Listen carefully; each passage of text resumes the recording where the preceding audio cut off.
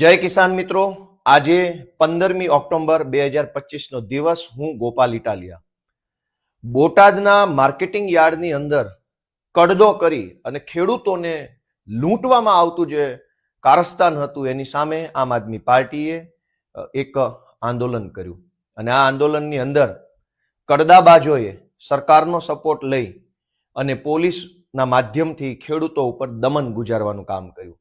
ગઈકાલે આખો દિવસ ભાજપી કડદા પાર્ટીના બધા જ નેતાઓ એવું રટણ રટતા હતા કે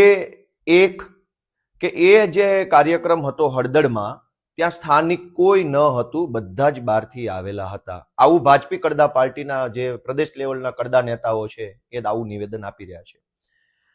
જો કોઈ સ્થાનિક હતું જ નહીં એ આંદોલનની અંદર, તો પછી બોટાદની પોલીસે ગામની અંદર, ઘરની અંદર જઈને લોકોને માર્યો, દંડા માર્યા, તોડફોડ કેમ કરી?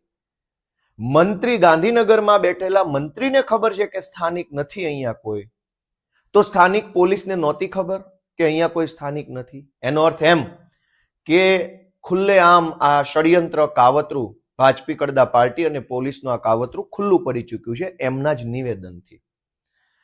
હળદળ ગામની અંદર ખેડૂતો ઉપર પોલીસે જે અત્યાચાર કર્યો છે એની સામે આમ આદમી પાર્ટીએ ગઈકાલે કોર્ટની અંદર પણ ખૂબ મજબૂત ફાઇટ આપી છે.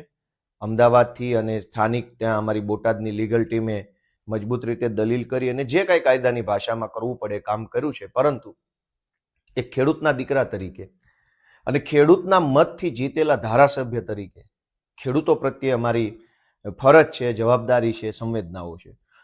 અને એટલે મને જાણવા મળ્યા પ્રમાણે હળદળ ગામની અંદર બોટાદની પોલીસે જે કંઈ પણ નુકસાન કર્યું છે, ગ્રામજનોના ઘરમાં ઘૂસીને તોડફોડો કરી છે, કોઈના ઘરનું કંઈક, કોઈના ઘરનું કંઈક, કોઈને નાનું નુકસાન, કોઈને મોટું નુકસાન, અનેક ઘરોની અંદર તોડફોડ કરવામાં આવી છે. દિવાળીનો સમય છે, તહેવાર આવે છે, નાનો માણસ હોય, ગરીબ ખેડૂત હોય અને એના ઘરમાં આવી સમસ્યા બને તો એ બહુ મોટી મુશ્કેલી સર્જે છે. ત્યારે ખેડૂતોના મતથી ચૂંટાયેલા ધારાસભ્ય તરીકે મને એવું યોગ્ય લાગે છે કે મારે એ હળદળ ગામના જે કાંઈ ખેડૂતો છે એમને ઉપયોગી બનવું છે.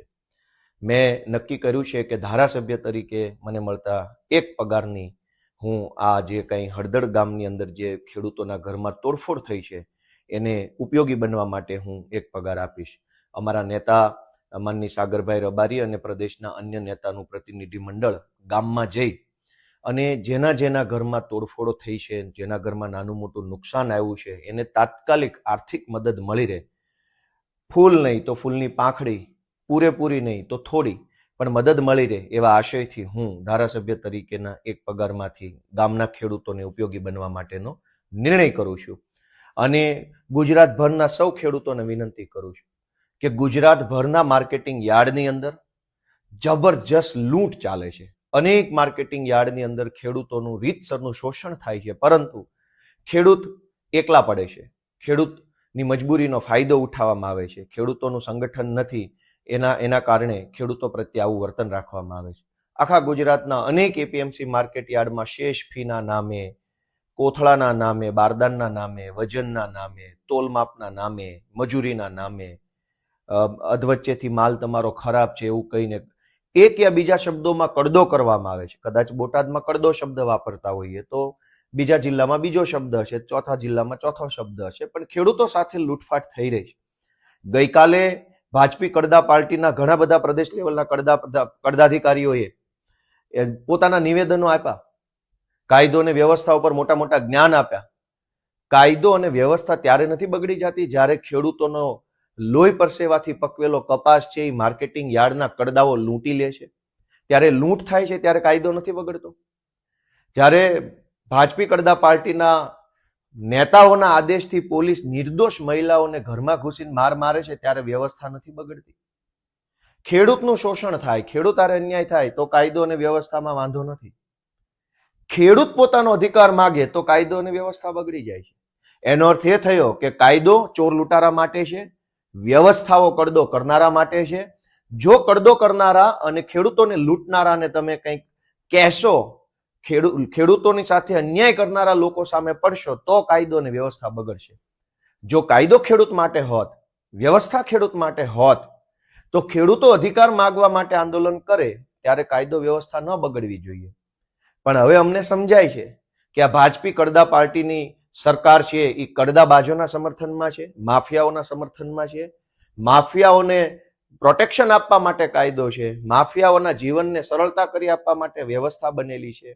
અને કાયદો અને વ્યવસ્થાનું જ્ઞાન દેનારા બધા જ ભાજપી કડદા પાર્ટીના કડદાધિકારીઓ, પ્રદેશ કક્ષાના જે મોટા મોટા કડદાબાજો છે, એમને એક જ નમ્ર વિનંતી છે કે તમારો કાયદો, તમારી વ્યવસ્થા, તમારી પોલીસ, આ બધાનું અસ્તિત્વ અને મહત્વ ત્યાં સુધી જ છે જ્યાં સુધી જનતા તમારાથી ડરે છે. જે દિવસે જનતાનો, ખેડૂતોનો ડર નીકળી ગયો મનમાંથી, પછી તમારામાં એ દમ નથી કે તમે કોઈ જનતાને રોકી શકો. એટલે વધુ ડરાવવાની કોશિશ કરવાના બદલે ન્યાય આપવો જોઈએ, નિર્ણય કરવો જોઈએ. જે લોકો ગઈકાલથી નિવેદનો કરે છે એમણે કડદો સાચો છે કે ખોટો છે એના ઉપર એક પણ નિવેદન નથી આપ્યું. ભાજપના એક પણ ધારાસભ્યની હિંમત નથી કે કડદા ઉપર એક શબ્દ બોલી બતાવે.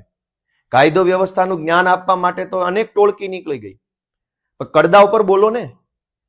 મેં જયારે એમ કીધું કે ભાજપના ધારાસભ્યોની હેસિયત વિધાનસભામાં પટાવાળા લેવલની છે, તો ઘણા બધાને ગમ્યું નહીં. પણ પટાવાળાની હેસિયત ન હોય અને નેતા જેવી હેસિયત હોય તો બોલો, કડદા ઉપર એક શબ્દ બોલી બતાવો. કડદો ખોટો છે એમ બોલી બતાવો, અથવા સાચું છે એમ બોલી બતાવો. તમે તમારી મરજીથી એક 4 લાઈન નથી બોલી શકતા, અને શું ધારાસભ્ય, શું મંત્રી. એટલે દોસ્તો, આજે ફરીવાર એક ખેડૂતના દીકરા તરીકે, ખેડૂતોના મતથી જીતેલા પ્રતિનિધિ તરીકે, ખેડૂતો પ્રત્યે હમદર્દી, સંવેદનાઓ બતાવવા માટે થઈ ધારાસભ્ય તરીકેના પગારમાંથી હું હળદળ ગામના જે ખેડૂતોને નુકસાન થયું છે એને ફૂલ નહીં તો ફૂલની પાખડી સ્વરૂપે ટેકો મળે એવો નિર્ણય કરું છું. આપ સૌ આમ આદમી પાર્ટીને સપોર્ટ આપો એવી મારી લાગણી છે. જય કિસાન.